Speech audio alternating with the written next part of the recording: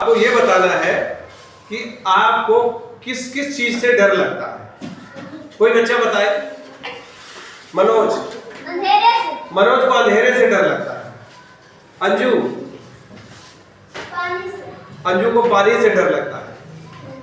आप बताओ। अंधेरे से डर लगता है। साबित राव आग से। आग से डर लगता है। आपको अंधेरे से डर लगता है। तो अलग अलग लोगों को अलग अलग चीजों से डर लगता है।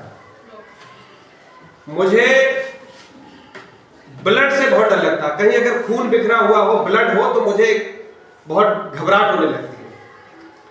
तो अलग अलग चीजों से अलग अलग तरह का डर होता है।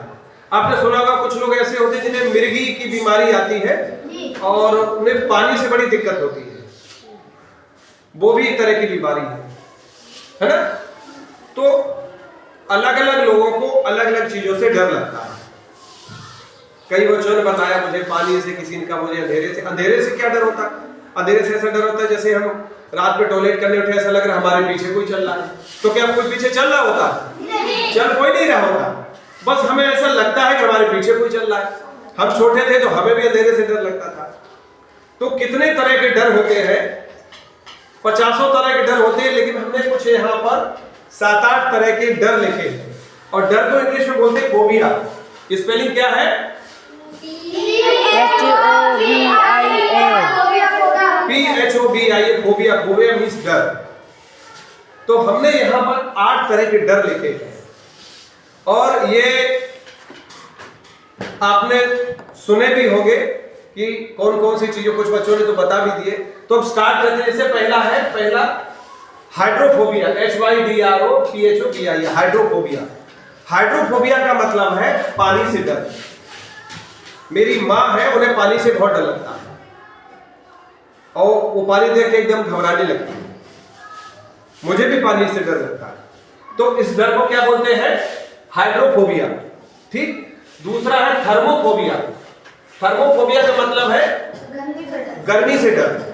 ज्यादा गर्मी होती है तो उन्हें डर लगने लगता, घबराहट होने लगती, बेचैनी होने लगती। ये बोलते हैं थर्मोफोबिया।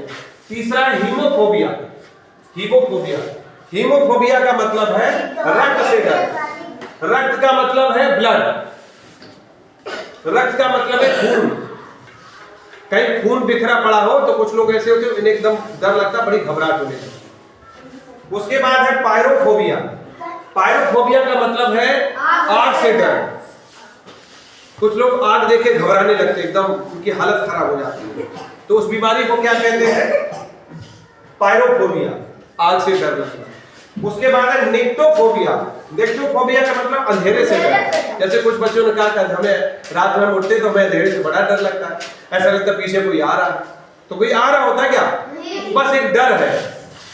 उसके बाद है ग्लोसोफोबिया। ग्लोसोफोबिया का मतलब पब्लिक में बोलने से डर।